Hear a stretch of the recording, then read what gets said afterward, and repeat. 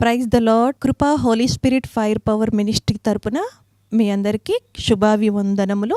దైవజనుడు గాడ్సన్ గారు దైవ సందేశమును అందించు ఉండగా మీరందరూ విని ఎంతగానో బలపడాలని, ఆత్మీయ మేలులు ఆశీర్వాదాలు పొందుకోవాలని మన ప్రభువుడైన రక్షకుడైన యేసుక్రీస్తు వారి పేరట మేము ప్రార్థిస్తూ ఉన్నాము. Praise the Lord. God bless you to all. సమస్తమైన మహిమ, ఘనత, ప్రభావములు ప్రభువైన యేసుక్రీస్తు గారికే కలుగునుగాక. దేవునికి స్తోత్రం కలుగునుగాక. టీవీ ప్రోగ్రామ్ మరి యూట్యూబ్లో, మరి వెబ్సైట్లో, టీవీలో నిజంగా దేవుడి వాక్యాన్ని వీక్షిస్తున్నటువంటి ప్రతి బిడ్డకు కూడా ప్రభువైన యేసుక్రీస్తు నామంలో ప్రత్యేకమైన వందనములు తెలియజేస్తున్నాను. దేవుడు మిమ్మల్ని మెండుగా దీవించునుగాక. చిన్న ప్రార్థన చేసుకొని దేవుడి వాక్యంలోకి మనం వెళ్దాం. మహాపరిశుద్ధుడా, ప్రేమ నమ్మకం కలిగినటువంటి గొప్ప పరలోకపు తండ్రి, నీకు వెలకట్టలేని కృతజ్ఞతాస్తుతులను చెల్లిస్తున్నాను. ఈ దినమున తండ్రి నీ సన్నిధిని మా అందరితో కూడా ఉంచి ప్రత్యేకంగా నాయన నీవే మా అందరితో కూడా మాట్లాడమని ప్రార్థన చేస్తున్నా. ఈ దాసుని సిలువ చాటును మరుగుపరచండి. నీ బలమైన కరుణగల హస్తం తండ్రి నీ దాసుని మీద ఉంచి తండ్రి మరి ప్రత్యేకమైన రీతిగా మాట్లాడి మమ్మల్ని అందరినీ బలపరచమని యేసుక్రీస్తు నామములో అడిగి దేవుని దీవెనలను, మేళ్లను, ఆశీర్వాదములను పొందియున్నాము తండ్రి. ఆమెన్. దేవునికి మహిమ కలుగునుగాక. ప్రియమైన బిడ్డలారా, మనము గమనించినట్లయితే యేసుక్రీస్తు ప్రభువారు చనిపోయి తిరిగి ఎందుకు లేచాడు అన్న మాటను మనము జ్ఞాపకం చేసుకున్నట్లయితే మన జీవితకాలం అంతా గుర్తుపెట్టుకొని మన పిల్లలకు తెలియజేస్తూ బ్రతుకు దినములల్లా ఎంతో జాగ్రత్తగా, భయముగా దేవుడి వాక్యానుసారంగా జీవించినట్లుగా నిజంగా ప్రపంచ దేశ చరిత్రలో ఏ దేవుడు దేవత చేయలేని పని యేసుక్రీస్తు వారు చేసి ప్రపంచ దేశ చరిత్రలో అందరి చేత ఘనపరచబడుతూ తరతరములకు మహిమను ఆయన మాత్రమే పొందుకుంటూ, ఇంకొక అద్భుతమైన మాట చెప్పమంటావా, మనిషిగా పుట్టిన ప్రతి బిడ్డలో ఒక నిరీక్షణను, ఒక విశ్వాసమును, అంతేకాదు కానీ నిజంగా అతనికి ఒక ధైర్యమును ఇచ్చి అద్భుతమైన జీవితము జీవించుటకు దేవుడు కృప ఎంతో చూపించాడు. ఆ కృప ఏంటి అంటే కేవలం ఒకే ఒక దేవుడు, ఆయనే యేసుక్రీస్తు ప్రభు ద్వారా మాత్రమే అండి. ఎంతోమంది ఎన్నో దేవతలను, దేవుళ్ళను ఆరాధిస్తూ ఉంటారు, కానీ వాళ్ళకు లేని నిరీక్షణ యేసుక్రీస్తును ఆరాధిస్తున్నటువంటి దేవుని బిడ్డలకు దేవుడు అనుగ్రహించాడండి. సో యేసుక్రీస్తు వారు గొప్ప దేవుడు, ఘనమైన దేవుడు, అద్భుతమైన దేవుడు, చరిత్ర తెరగరాసిన దేవుడు. అందుకే అంటారు కదా, క్రీస్తు పూర్వం క్రీస్తు శకం అంటారు కదా. చరిత్రను తెరగరాసిన దేవుడు, నిజముగా ఆయన తిరిగి మళ్ళీ వస్తూ ఉన్నాడని ప్రపంచ దేశ చరిత్రలో ప్రపంచంలో ఉన్న ప్రతి బిడ్డ ఆరాధించే దేవుడు, ఘనపరిచే దేవుడు. యేసుక్రీస్తు గురించి తెలియని వ్యక్తులు ఇక భూమి మీద పుట్టినంత కాలం ఎంతోమందికి కులానికి, జాతికి, మతానికి, డినామినేషన్కి, వంశానికి, ప్రాంతానికి చెందిన వాళ్ళైనా ఏ వ్యక్తి భూమి మీద పుట్టినా కూడా ఆ వ్యక్తి ఖచ్చితంగా యేసును తన జీవితంలోకి మెన్షన్ చేసుకోక తప్పదు. నువ్వు అవునన్నా కాదన్నా నీ డైరీలోకి రాసుకో. ఇప్పుడు నీ గర్భం తెరవబడి పిల్లోడు పుట్టినా నీ పిల్లోనికి అంటే నీ కూతురికి లేకపోతే మనవరానికి లేకపోతే అల్లుడికి లేదా కొడుక్కి పిల్లలు పుడుతూ వాళ్ళు ఎంతవరకు ఎన్ని సంవత్సరములు పుడుతూ ఉన్నవారు మాట మార్చి చెబితే వారు ఎన్ని తరములు పుడుతూ ఉన్నా కూడా వారు మొత్తం అంత క్రీస్తుని ధరించుకోక తప్పదు. ఎందుకంటే చరిత్ర చెప్తుంది క్రీస్తు శకము, క్రీస్తు పూర్వము. అంటే యేసుక్రీస్తు యొక్క శక్తి ఎటువంటి శక్తి అంటే ఇక యేసుక్రీస్తు వారు తిరిగి మళ్ళీ భూమి మీదకి వచ్చేంత వరకు ప్రతి మానవుడు, ప్రతి మనిషి, ప్రతి వంశము, ప్రతి తెగ, ప్రతి జాతి కూడా యేసుక్రీస్తు గురించి తెలుసుకోక తప్పదు. ఆయన యుగయుగములకు దేవుడు అని ప్రకటించబడుతూనే ఉంటాడు. ఒక దేశం కాదు, ఒక రాష్ట్రం కాదు, ఒక తరము కాదు, రెండో తరము కాదు, ఒక వంశము కాదు, తరతరాలకు, యుగాలకు నిజముగా ఆయనకు మాత్రమే మహిమ కలుగునుగాక. ఆయన ప్రతి ఒక్కరితో నిజముగా మాట్లాడుతూ ఉన్నాడు, వారిని విడిపిస్తూ ఉన్నాడు, వారిని రక్షిస్తూ ఉన్నాడు. ఆయన సజీవుడై ఉన్నాడు, ఆయన యుగములను ఏలేటువంటి దేవుడై ఉన్నాడు. ప్రియమైన బిడ్డలారా, అందుకే యేసుక్రీస్తు అంత గొప్ప దేవుడు ప్రపంచ దేశ చరిత్రలో లేడు. యేసుక్రీస్తు అంటేనే ప్రియమైన బిడ్డలారా రక్షకుడు. ఆయన మాత్రమే రక్షిస్తాడు. కాబట్టి ప్రపంచంలో ఉన్న ప్రతి బిడ్డ కూడా ఆయన వైపు త్రిప్పబడితేనే వారికి రక్షణ, విడుదల, పాప క్షమాపణ. ఏది ఏమైనప్పటికీ కూడా ప్రియమైన బిడ్డలారా, ఆయన నామము తరతరములకు మహిమపరచబడే విధంగా ఆయన చేసిన ఒక బలమైన, ఘనమైన, అద్భుతమైన, ఆశ్చర్యకరమైన, మళ్ళీ చెప్తున్న ప్రపంచ దేశ చరిత్రలో దేవతలు, దేవుళ్ళు అన్నవారు చేయలేని ఘన కార్యము చేసి మహిమ పొందుకున్నటువంటి దేవుడు ఎవరైనా ఉన్నారంటే యేసు క్రీస్తు ప్రభువారే. ప్రియమైన ఆయన చేసిన ఒక గొప్ప ఒక బలమైనటువంటి కార్యం ఏదైనా ఉందా అంటే అది ఈరోజు మనం పంచుకోబోతున్నాం ప్రియమైన బిడ్డలారా. అయితే దేవుని వాక్యం ఈరోజు మనతో మాట్లాడుతుండగా అద్భుతమైన మాట ఏం తెలుసా? ఆయన చేసిన కార్యమే తరతరములు కూడా ఆయన నామానికి మహిమ తీసుకుని వస్తుంది. ప్రియమైన బిడ్డలారా, ఎందుకు యేసుక్రీస్తు ఎందు నిమిత్తము మృతి పొందాడు, ఎందు నిమిత్తం తిరిగి మళ్ళీ పునరుద్ధరణగా మార్చబడ్డాడు అంటే అందులో దాయబడిన దైవిక శక్తి ఏంటంటే ప్రియమైన బిడ్డలారా, రోమియోలకు రాసిన పత్రిక 14వ అధ్యాయం 9వ వచనంలోకి మనం వెళ్ళాలి. తాను మృతులకును సజీవులకును ప్రభువై ఉండుటకు ఇందు నిమిత్తమే కదా క్రీస్తు చనిపోయి మరలా బ్రతికెను. ఈ మాటను మన జీవితకాలం అంతా కూడా మన హృదయంలో మనం అండర్లైన్ చేసుకోవాలండి. యేసుక్రీస్తు యొక్క శక్తి ఏంటి అంటే, ఎందుకు ఆయన చనిపోయి తిరిగి మళ్ళీ జన్మించాడు అంటే, మళ్ళీ పుట్టాడు అంటే, నిజంగా ఎందుకు మళ్ళీ ఆయన బ్రతికాడు అంటే వాక్యం చెప్తుంది ప్రియమైన బిడ్డలారా, తాను మృతులకును సజీవులకు ప్రభువై ఉండుటకు అంటే బ్రతికి ఉన్న వారికి, చనిపోయిన వారికి, వారి ఇరువురికి కూడా ప్రభువై ఉండుటకు అంటే బ్రతికి ఉన్న మనం అందరం కూడా నిజమైన దేవుడు యేసుక్రీస్తే ప్రభు ఆయనే అని ఆయన ఆరాధించేదానికి. రెండవది దేవుని వాక్యం చెప్తుంది కదా, చనిపోయిన వాళ్ళందరూ కూడా నిజంగా దేవుని వాక్యం చెప్తుంది వారు కూడా ప్రభు ఎవరైనా ఉన్నారంటే ఆయనే దేవుడని నిరూపించుకునే దానికి ప్రియమైన బిడ్డలారా. అందుకే వాక్యం చెప్తుంది చూడండి, తాను మృతులకు సజీవులకు ప్రభువై ఉండుటకు ఇందును బట్టే ప్రభువై ఉండుటకు అంటే చనిపోయిన తర్వాత కూడా ఆయన నీకు దేవుడే, బ్రతికి ఉన్న తర్వాత కూడా ఆయన నీకు దేవుడే. అందుకే అంట ఇందు నిమిత్తమే కదా ఈ క్రీస్తు చనిపోయి మరలా బ్రతికెను అంటే చనిపోయిన మాట మార్చి నేను చెప్పడం ప్రారంభిస్తున్నానండి. ఒక వ్యక్తి యొక్క జీవితంలోనికి మరి పరిశుద్ధాత్మ దేవుడు మరి యేసుక్రీస్తు వారు ఆయన రక్షణను అనుగ్రహించినట్లయితే ఆ వ్యక్తి యొక్క జీవితము బ్రతికినను దీవెనకరంగా ఉంటుంది, చనిపోయినను దీవెనకరంగా ఉంటుంది. అంత గొప్ప బలమైన కార్యం నీ జీవితంలో నువ్వు పొందుకోవాలి అంటే దేవుని వాక్యం చెప్తుంది ప్రియమైన బిడ్డలారా, నీ కొరకు చనిపోయి తిరిగి లేచిన దేవాది దేవుని నీవు నీ హృదయములో చేర్చుకున్నట్లయితే బ్రతికిన కాలమంతా కూడా నీ జీవితము ఘనమైన రీతిగా ఉంటుంది, ప్రకాశిస్తూ ఉంటుంది, నిజంగా తలవెత్తుకునే స్థితిలో ఉంటుంది. నువ్వు ఎందుకు బ్రతుకుతున్నావో అనేది నీకు అర్థమైపోతుందండి. నీ ద్వారా దేవునికి మహిమ కలగాలి అనేది ఒక భాగం అయితే, రెండోది నిత్య జీవము ఎవరన్నా ఉన్నారంటే ఆయన ప్రవీణ యేసుక్రీస్తు వారే. ప్రియమైన బిడ్డలారా, సో యేసుక్రీస్తుని వెంబడించడము, యేసుక్రీస్తుని పూజించడము, యేసుక్రీస్తుని ఆరాధించడము, యేసుక్రీస్తుని దేవుడిగా హృదయములో చేర్చుకోవడము, యేసుక్రీస్తుని ఆయన మార్గములో నువ్వు అడుగులు వేయడము అంటే దేవుని వాక్యం ఏం చెప్తుంది తెలుసా ప్రియమైన బిడ్డలారా? ఇమ్మానేలు అంటే దేవునికి యేసుక్రీస్తు వారికి ఉన్నటువంటి ఇంకొక పేరు ఇమ్మానేలు అంటే దేవుడు నీకు నీ జీవితకాలం అంతా తోడు అని అర్థం అండి. అంటే దేవుడు నీకు తోడై ఉండి జీవించేటువంటి జీవితం ప్రియమైన బిడ్డలారా. దేవుడు తోడుగా నీ జీవితంలో ఉన్నప్పుడు, మళ్ళీ చెప్తున్నాను, ఈ లోక సంబంధమైన క్రియలన్నిటి నుంచి కూడా నువ్వు విడుదల పొందుకుంటావు.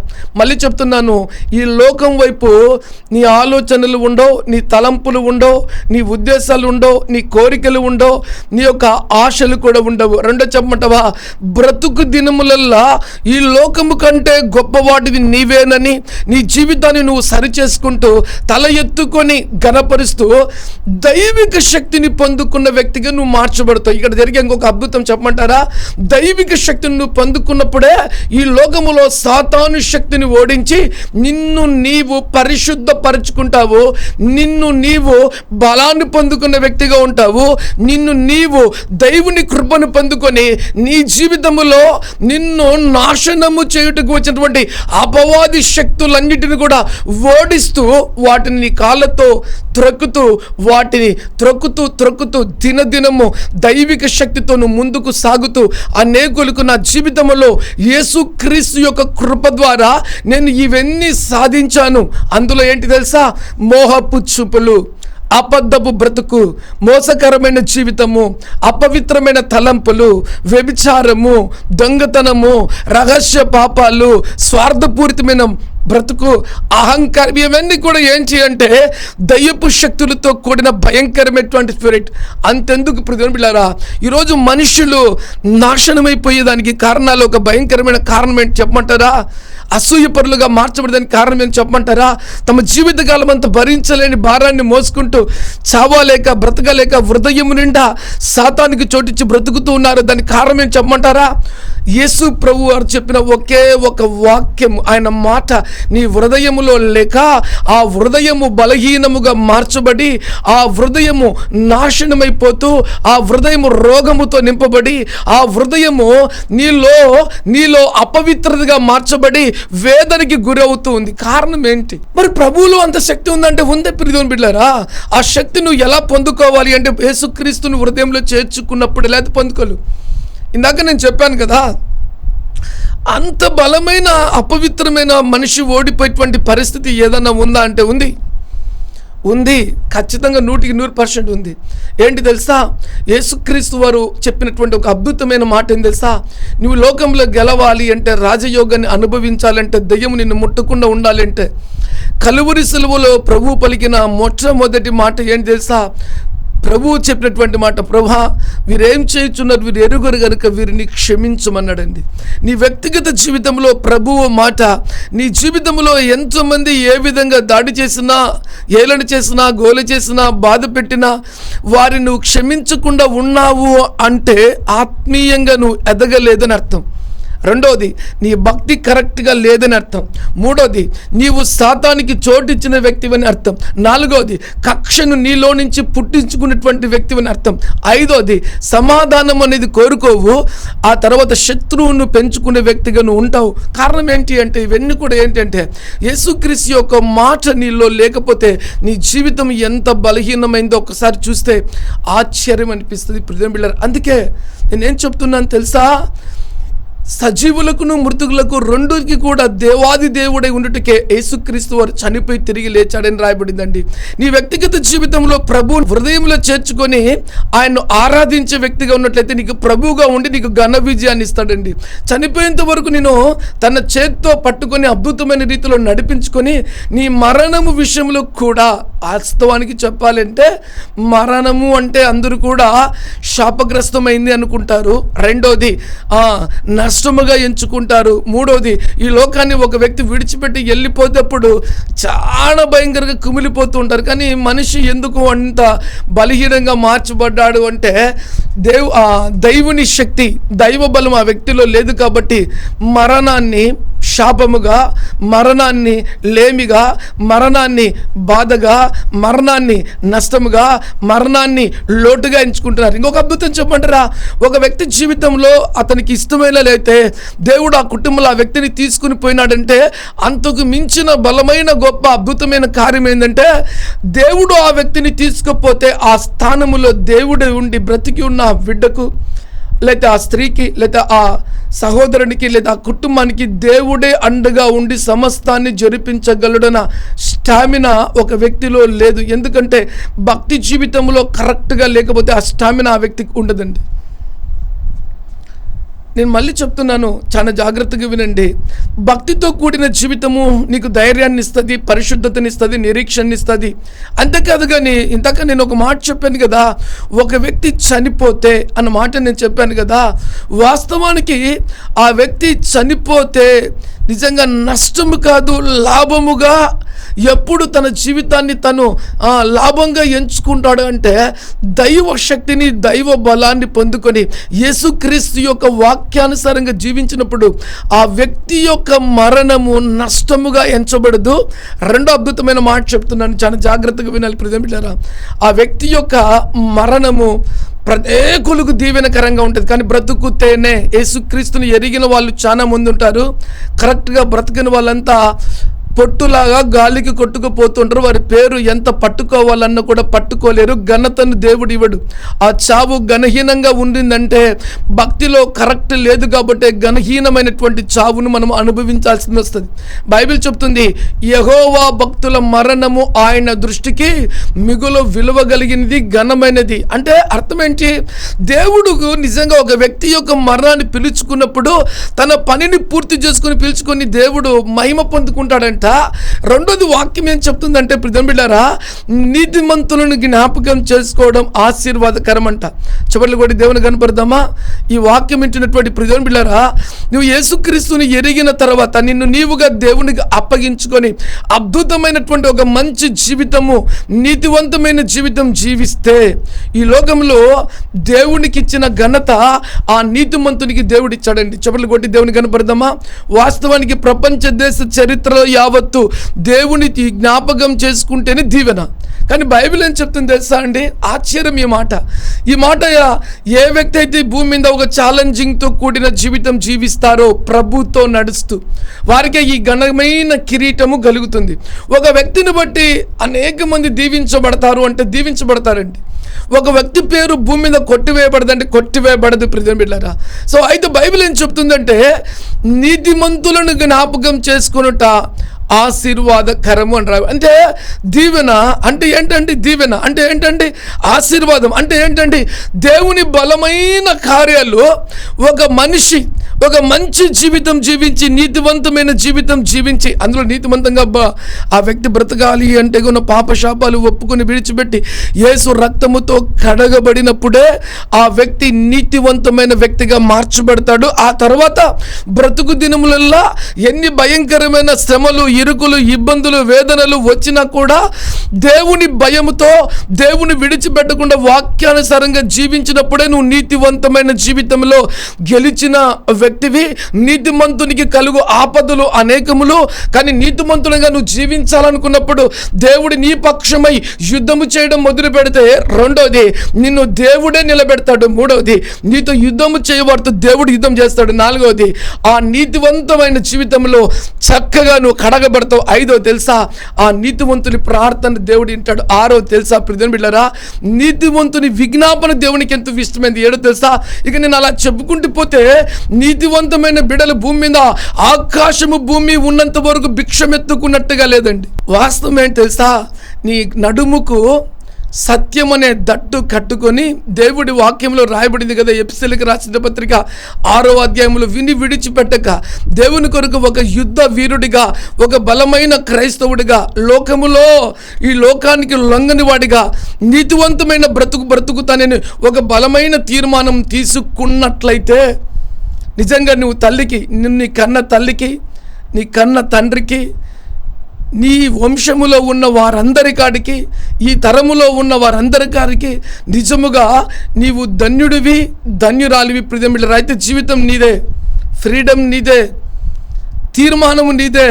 నీ జీవితం గురించి నువ్వు ఏముందిలే అనుకుంటే అయిపోతుంది. నీ జీవితం ఏం లేదు. ఇంకా ఒక అబద్ధాన్ని గెలవాలి అంటేనే నీలో ఎంతో ధైర్యం ఉండాలి, ఎంతో దమ్ము ఉండాలి. అబద్ధం ద్వారా నీవు, నీ కుటుంబము, నీ బిడ్డల మీదకి దేవుని శాపం వస్తుందని గ్రహించాలి. అంతేకాదు అబద్ధమునకు జనకుడు అపవాదుని గ్రహించి ఉండాలి. ఏది వ్యర్థమో విడిచిపెట్టేటువంటి వ్యక్తిగా ఉండాలి. నీతివంతమైన జీవితానికి విడిచిపెట్టగా ప్రభు మార్గాన్ని పట్టుకొని నడిచేటువంటి వ్యక్తిగా నువ్వు ఉన్నప్పుడు, క్రియలతో కూడిన క్రైస్తవ జీవితం జీవించినప్పుడు దేవుడు నిన్ను బట్టి సంతోషిస్తే లోకము నిన్ను బట్టి నిన్ను శోధించి, నిన్ను పరీక్షించి, నిన్ను పరిశోధించి, నిన్ను వాళ్ళు అన్ని విధాలుగా టెస్ట్ అన్ని టెస్టులు లోకంలో ఉన్నవారు ఊరికినే నీకు గొప్ప వ్యక్తి అండి, ఆ నమ్మకమైన వ్యక్తి అండి, ఆ గనురాలండి, ఆ పవిత్రురాలండి, ఆ పరిశుద్ధురాలండి, ఆ గొప్ప ఎవరు బిరుదులు ఎవరు ఇది నీ డైరీలు రాసి పెట్టుకో. లోకములో ఉన్న వ్యక్తులు నేను కళ్ళారా చూచి, నీ క్రియలను చూచి, నీలో అహం ఉంటే అహం కలిగిన వాడు, అహం కలిగిన స్త్రీ మాటలు విస్తారమైన దోషపు మాటలు పలుకుతుంటే ఆయనతో మాట్లాడేదానికన్నా గమ్ముగుండేది మేలని, లేదా ఇలా చెప్పుకుంటూ పోతే నీ క్రియలను బట్టి ప్రజలు ఇంకా నీకు అర్థమేటిగా చెప్పాలంటే, పాముకు ఒక విషయం ఉంటుంది, తేలుకు ఒక విషయం ఉంటుంది, అదేవిధంగా చీమకు కూడా ఒక బలం ఉంటుంది. ఆ మనిషిని కురిస్తే అబ్బా, మనసుని కొట్టినప్పుడు అబ్బా అనే బలం ఉంటుంది. నీ క్రియల ద్వారా, పాము లాంటి క్రియలతో నువ్వు అనేకుల్ని పగబట్టి కరిచే వ్యక్తిగా ఉన్నట్లయితే నీ మీదకి ఏమొస్తుంది అంటే ఒక భయంకరమైన చెడ్డ పేరు. అలాగే తెలులాగా నువ్వు కరుస్తూ అనేకుల్ని ఇబ్బంది పెట్టే వ్యక్తిగా ఉన్నట్టే చిదిరించుకుంటూ ఉంటారు. అలాగా ఎర్రసీమలాగా నువ్వు కరిచి నొప్పి కలిగించే వ్యక్తిగా ఉంటే నిన్ను నలుపుతారు. వాటికి చావు లేదా మరణము చెడ్డ పెరిగి ఎలాగా వచ్చిందో నీ క్రియలను బట్టి నీ జీవితంలో శత్రువులు పెరుగుతూ ఉంటారు, నిన్ను విమర్శించే వాళ్ళు పెరుగుతూ ఉంటారు, నిన్ను మాట్లాడే వాళ్ళు పెరుగుతూ ఉంటారు. నీ ఇంట్లో నీకు సమాధానం ఉండదు. నీ తల్లి అంటుంది, ఇది నాకు చెడబుట్టింది, తప్పుగా పుట్టింది, దేవుడు నేను ఏ పాపం చేసింటే ఈ వ్యక్తిని నాకు ఇచ్చాడు. తల్లి తిడుతుంది, తండ్రి తిడతారు, బంధువులు తిడతారు, అనేకుల చేత తిట్టింపబడే బ్రతుకు. ఎందుకంటే మన స్వభావము మార్చబడలేదు కాబట్టి. అదే నీ జీవితాన్ని నువ్వు జాగ్రత్త కలిగి పాపముతో జీవితాన్ని కట్టుకోలేనని, అపవిత్రతో జీవితాన్ని కట్టుకోలేనని, లోక సంబంధమైన క్రియలతో నువ్వు సంపూర్ణమైన సంతోషాన్ని అనుభవించలేదు అని గ్రహింపగలిగిన వ్యక్తిగా మార్చబడి నీ తప్పిదాలు పాపాలు ఒప్పుకొని విడిచిపెట్టి యేసుక్రీస్తు రక్తముతో కడగబడి బ్రతుకు దినములల్లా నన్ను కలగజేసిన దేవుడి మాటకు నేను లోబడతాను, ఆయన ఉన్నతమైన ప్రణాళిక చొప్పున నేను జీవిస్తే నన్ను దేవుడు దీవిస్తాడనేటువంటి ఒక బలమైన తీర్మానంతో నువ్వు బ్రతకడము ప్రారంభించినప్పుడు ఆ దేవుని ద్వారా కృపను పొందుకుంటావు, కటాక్షను పొందుకుంటావు, దీవెనను పొందుకుంటావు, ఆశీర్వాదం పొందుకుంటావు, ఘనతను పొందుకుంటావు, ఖ్యాతిని పొందుకుంటావు, హెచ్చింపును పొందుకుంటావు, పరిశుద్ధతను పొందుకుంటావు, పవిత్రతను పొందుకుంటావు. అంతేకాదు నిజంగా చెప్పమంటావా ప్రియమిత్రులారా, ఆశీర్వాదాలే కానీ అన్నిటిపైన గొప్ప ఆశీర్వాదం నిన్ను చూచినప్పుడు ప్రజలు దీవించబడతారండి. నువ్వు అడుగు పెట్టిన చోట దేవుడి బలమైన కార్యాలు దేవుడే జరిపిస్తాడండి. నేను అడుగు పెట్టమని అనేకులు నీ దగ్గరకు వచ్చి నా ఇంట్లోకి అడుగు పెట్టండి చాలు నేను దీవించబడతాననేటువంటి వ్యక్తులను దేవుడు సిద్ధం చేస్తాడు. నీ ముఖం చూసినా చాలు అనుకునేటువంటి వ్యక్తులను దేవుడు నీ కొరకు సిద్ధం చేస్తాడు. అంతేకాదు నీ జీవితం ద్వారా అనేక మందిని బ్రతికించేటువంటి దేవుని వాక్కులను పెట్టి దేవుడు నీలో నివాసం చేస్తూ మాట్లాడుతూ అనేకుల్ని ఆదరించేటువంటి దేవుడుగా ఉంటాడంటే ఆ ఆశీర్వాదాలు వర్ణనాతీతం. ఆమేన్, హల్లెలూయా. ఇవన్నిటిని కూడా మనం పొందుకోవాలి అంటే మొట్టమొదటిగా నీ తప్పిదాన్ని నువ్వు ఒప్పుకొని విడిచిపెట్టి దేవుని మార్గములను విడవక వెంబడిస్తూ నీ బ్రతుకు విషయంలో నీతివంతమైన బ్రతుకు బ్రతకాలి అని ఒక బలమైన తీర్మానం తీసుకుంటే నీకు ఆ బ్రతుకునిచ్చేదే యేసుక్రీస్తు ప్రభువారండి. యేసుక్రీస్తు యొక్క పునరుద్ధానపు శక్తి నీ మీదికి దిగి వచ్చినప్పుడు నీలో ఉన్న ఆ దేవుని శక్తి పాపాన్ని ఒప్పింపజేసి నిన్ను మోకరింపచేసి ప్రార్థన చేసి ఆ చెడు బ్రతుకు నీకు వద్దు అని చెప్పి నీతోనే కన్నీళ్లు కార్పించి నీ బ్రతుకును నీవే నాశనం చేసుకోకని చెప్పి దైవ చిత్తానుసారమైన దుఃఖాన్ని పుట్టించి నీకు దేవుని దగ్గర సమాధానము కలిగేంత వరకు నీతో ప్రార్థన చేయించి ఆ కన్నీళ్లు కార్చబడిన తర్వాత రెండవది లోకం అనే పాపపు ఊబిలో నుంచి బయటికి వచ్చి ఇంక దాంట్లో నేను జీవించను అనే విధంగా నిన్ను తయారు చేసి చక్కగా నిలబెట్టే దేవాది దేవుడే పరిశుద్ధాత్మ దేవుడి ప్రియమైన బిడ్డలారా. ఎందుకంటే ఘనమైన కార్యముల గురించి నేను నీతో పంచుకుంటున్నాను. ఒక పాపి దేవుని వైపు తిరిగినప్పుడు, తన పాపాలను గ్రహించి ఒప్పుకొని విడిచిపెట్టినప్పుడు పాపిని దేవుడు నీతివంతుడిగా మార్చగలిగిన దేవాది దేవుడు యేసుక్రీస్తు ప్రభువారు ఉన్నారు. ప్రియమిత్రులారా, మీకు ఒక ఛాలెంజింగ్తో కూడిన మాట నేను మీతో పంచుకుంటానండి. ఏంటి ఈ అద్భుతమైన మాట, ఈ ఆశ్చర్యకరమైన మాట? యేసుక్రీస్తు వారు చనిపోయి తిరిగి లేచిన తర్వాత మగ్దలేటి మరియకు దేవుడు ప్రత్యక్షమయ్యాడండి. ఈ మగ్దలేటి మరియ ఎవరు అంటే, యేసుక్రీస్తు నిజంగా ఆమెకు ఎందుకు ప్రత్యక్షమైనాడు అంటే, బైబిల్ గ్రంథం స్పష్టంగా సెలవిస్తుంది. ఆమె పతితి అంటే పాడైపోయినటువంటి స్త్రీ. ఆమెకు 7 దయ్యములు పట్టి ఉన్నాయి. ఆమె అపవిత్రపరచబడిన స్త్రీ. ఇంకా నిజంగా ఆమె గురించి చెప్పాలి అంటే, అంత అపవిత్రతో దయ్యాలతో నింపబడి తన జీవితాన్ని తానే నాశనం చేసుకున్న వ్యక్తి యేసుక్రీస్తు వారు బ్రతికి ఉన్నప్పుడు ఆమెలో ఉన్న అపవిత్రతను తొలగించి ఆమె దయ్యములను బయటికి వెళ్ళగొచ్చి ఆమెను ప్రభువుని వెంబడించమని చెప్పినప్పుడు ఆమె పాపములను ఒప్పుకొని విడిచిపెట్టి ప్రభువును ఎంతో ఇష్టపూర్వకంగా భయభక్తులతో సేవించి ప్రభు సిలువ వేయబడిన తరువాత అంతవరకు అక్కడ ఉన్న స్త్రీ ఆ తరువాత సమాధి దగ్గరికి వెళ్ళి చూచేటువంటి స్త్రీ ఆమెనండి. ఆమె ఏడుస్తూ యేసు ప్రభు సమాధి దగ్గరికి వెళ్ళి ఏం చేసింది తెలుసా? ప్రభువును ఎతుకుతూ ఉందండి, ఏడుస్తూ ఉంది. నా ప్రభువును ఎవరు తీసుకెళ్లారని దేవుని దూతలతో ఆమె మాట్లాడుతుంది. ఇంక మాట చెప్పమంటారా? అంత భయంకరమైన స్త్రీ నిజంగా యేసుక్రీస్తు యొక్క మాటలకు విని లోబడి విధేయత చూపించి యేసు ప్రభుని వెతకడం ప్రారంభించినప్పుడు, ఆయన సమాధి దగ్గరికి ఆ స్త్రీ బయలు వెళ్ళినప్పుడు మొట్టమొదట చరిత్రలో చెప్పుకునే ఘనత ఎవరికి వచ్చిందంటే ఆ మగ్దలేటి మరియకు వచ్చిందండి. ఆమె అపవిత్రురాలైనప్పటికీ కూడా ప్రభువుకు లోబడినప్పుడు, ప్రభు సమాధి దగ్గరికి వెళ్ళి ప్రభువుని ఎతికినప్పుడు మొట్టమొదటిగా దేవుని దూతలు ప్రత్యక్షమై ఆమెతో మాట్లాడాయండి. ఎంత గొప్ప ఘనత, ఎంత గొప్ప ఖ్యాతి, ఎంత గొప్ప ఆశీర్వాదం అంటే అది వర్ణనాతీతం అండి. రెండో చెప్పంటారు ప్రియమిత్రులారా, ఆమె ఏడవడం మొదలు పెడుతుంటే ప్రభువారు ఆమెకు ప్రత్యక్షమై ఆమెతో మాట్లాడాడు. అమ్మా, ఎందుకు ఏడుస్తున్నావు? ప్రభువు నువ్వు చెప్పినట్టుగా తిరిగి 3వ దినాన లేచాడు అని చెప్పాడండి. 4 చెప్పంటావా?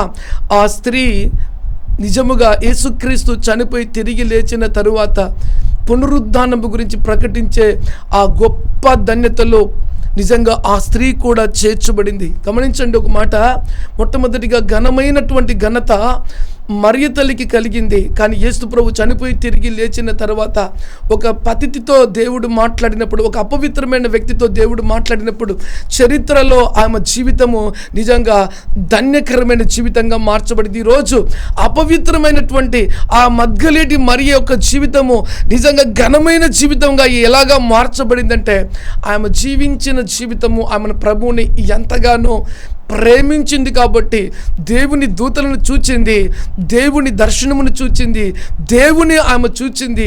దేవుని గురించి ప్రకటించే గొప్ప ధన్యత ఆమె కలిగిందండి. ఈ వాక్యం వింటున్నప్పుడు నిజంగా దేవుని బిడ్డలారా, దేవుడు మీకు అనేకమైన విషయాల్లో ప్రపంచ దేశ చరిత్రలో ఉన్న అనేకులతో దేవుడు మాట్లాడుతున్నాడు. మనం పాపముతో బంధకాలతో నింపబడినప్పుడు దేవుడు మనల్ని విడిపించి మనల్ని తనకు నిజంగా సాక్షులుగా నిలబెట్టినంటే నిజంగా దేవునికే మహిమ కలుగునుగాక. ఈ వాక్యం వింటున్నటువంటి మీరందరూ కూడా ధన్యులు. ప్రియమైన బిడ్డలారా, రెండో మాట చెప్తున్నాను, మీరు జీవించే జీవితము నీతివంతమైన జీవితం జీవించినట్లయితే దేవునికి గొప్ప మహిమ తెచ్చిన వారుగా ఉంటారు. రెండవది, బ్రతికి ఉండి ప్రభువుని నువ్వు ప్రభువుగా అంగీకరించినట్లయితే నీకు దేవుడుగా ఆయన ఉంటాడు. మృతుడైన తర్వాత కూడా నీకు దేవుడే ఆయనే ఉంటాడు. కాబట్టి తిరిగి నీవు పునరుద్ధానపు శక్తితో మహిమ శరీరంతో లేపబడతావు. దేవుడు నిన్ను జ్ఞాపకం చేసుకుని దీవించి మెండైన ఆశీర్వాదాలతో నిన్ను నింపునుగాక. ప్రార్థన చేసుకుందాం. పరిశుద్ధుడా, ప్రేమ కలిగిన తండ్రి, గొప్ప దేవా, నీకు వెలకట్టలేని వందనాలు చెల్లిస్తున్నాను. నీ మాటలు, నీ స్వరము నీ బిడ్డలతో విడిపించావు నాయన. నీ మాటలు విన్న ప్రతి బిడ్డ నర ఎముక కండ రక్త మాంసములోనికి నీ పునరుద్ధానపు శక్తిని పంపించి దైవిక కార్యం జరిపించి అగ్నిలో నుంచి తీయబడ్డ కొరివిగా ప్రతి బిడ్డ నిలబెట్టండి. నీ బిడ్డల జీవితం ద్వారా నీవు మాత్రమే మహిమ పొందండి. నిజముగా రాజా తండ్రి, మృతులకు సజీవులకు నువ్వు ప్రభు అయి ఉన్నావని వ్రాయబడింది నాయన. వారు ఈ మాటను గుర్తెరిగి నిన్ను దేవుడిగా నువ్వు పరలోకపు మన్నాగా నిన్ను చేర్చుకొని నిన్ను వెంబడిస్తూ పరలోక సంబంధమైన వ్యక్తులుగా వారు జీవిస్తూ ఈ భూమి మీద నీకు సాక్షులై ఉండే గొప్ప ధన్యత ఈ వాక్యం విన్న ప్రతి బిడ్డకు దయచేయండి. ఎవరైనా అనారోగ్యంతో ఉంటే వారు బాగు చేయండి, బంధకముల నుంచి విడిపించండి. అంతేకాదు అద్భుతములను చేయండి. అంతేకాదు నీ బిడ్డల జీవితాలే ఒక ఆశ్చర్యకరమైన జీవితాలుగా మహిమగల దేవుని హస్తము ప్రతి బిడ్డ మీదకి దిగి వచ్చి ఘనమైన తండ్రి అద్భుత ఘనమైనటువంటి కార్యములు నీవు మాత్రమే చేసి ప్రతి కన్నీటిని తుడిచి బలపరిచి దీవించి ఆశీర్వదించి వర్ధిల్లింపచేసి నువ్వు మహిమ పొందమని యేసు పేరుతో అడిగి దీవెనలను పొంది ఉన్నాము తండ్రి. ఆమెన్. God bless you. దేవుడు నిన్ను మెండుగా దీవించి ఆశీర్వదించునుగాక.